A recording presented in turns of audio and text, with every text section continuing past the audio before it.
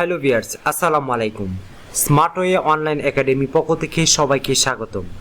আজকে আমরা আলোচনা করব পেশাগত আচরণ, প্রফেশনাল বিহেভিয়ার এট অফিস। অর্থাৎ আপনি অফিসে কী ধরনের ব্যবহার করবেন বা কিভাবে আপনার অ্যাক্টিভিটিসের পাশাপাশি আপনার আচরণ কিভাবে কন্ট্রোল করবেন সেই বিষয়টি আমরা আজকে তুলে ধরার চেষ্টা করব।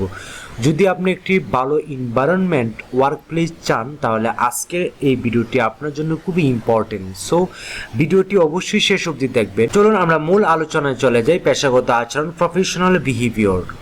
ফার্স্ট অফ অল, অফিস পলিটিক্সে যোগ দিবেন না। এইসব আলোচনা সমালোচনা থেকে নিজেকে দূরে রাখুন।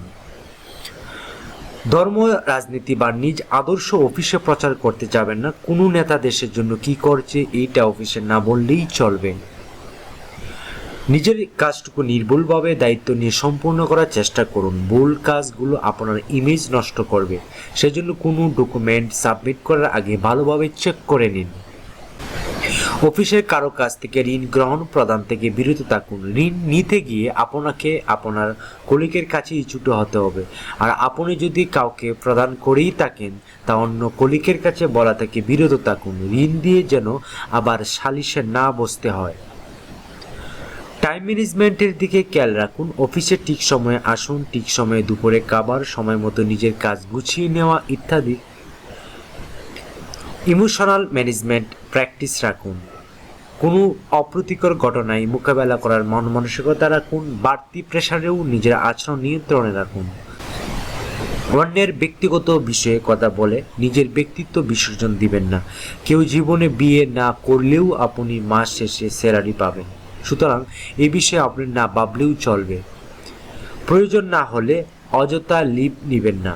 বারবার অযথা ছুটি নিলে প্রয়োজনীয় ছুটি নেওয়াও দূর হয়ে পড়তে পারে। কারো অনুরোধ রাখতে না পারেন তাকে বুঝিয়ে বলুন। বাংলাদেশে যেহেতু বসকে না বলা প্রায় অসম্ভব, তাই নিজের পরিধি সম্পর্কে বসকে অবগত রাখুন, তাহলে বস নিজেই আপনাকে বাড়তি কাজ দিতে চিন্তা করবে। ডেস্ক জব হলে মাঝে মাঝে উঠে হাঁটুন। ফিল্ড জব হলে মাঝে মাঝে রেস্ট নিন।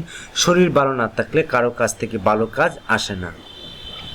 নির্দিষ্ট কিছু সময় রাখুন পরিবারের জন্য। অল্প কিছু সময় হলেও কথা বলুন পরিবারের সঙ্গে। মাইন্ড রিফ্রেশিং জন্য এটা অনেক বেস্ট। সময় নিষ্ঠা হতে হবে, তাহলে মানুষের জন্য আপনাকে সম্মান করবে। আপনার সহকর্মীরা আপনার বন্ধু নয়, সবসময় কথাটা মনে রাখবেন। একজন সহকর্মীর কাজ বস সম্পর্কে গসিপ করবেন না। মানুষের অবস্থা সবসময় পরিবর্তনশীল। অভিজ্ঞতা সবসময় গুরুত্বপূর্ণ। The 10,000 rules is not a myth. ইন্টারভিউটিকে আপনার ভবিষ্যতের নিয়োগকর্তার সাথে পরিচিত হওয়ার সুযোগ হিসেবে ভাবুন। আতঙ্কিত হবেন না। এমন কিছু জানুন যা অন্যরা জানে না। Be unique, be needed. সম্ভব হলে অফিসের কাজ অফিসেই করুন।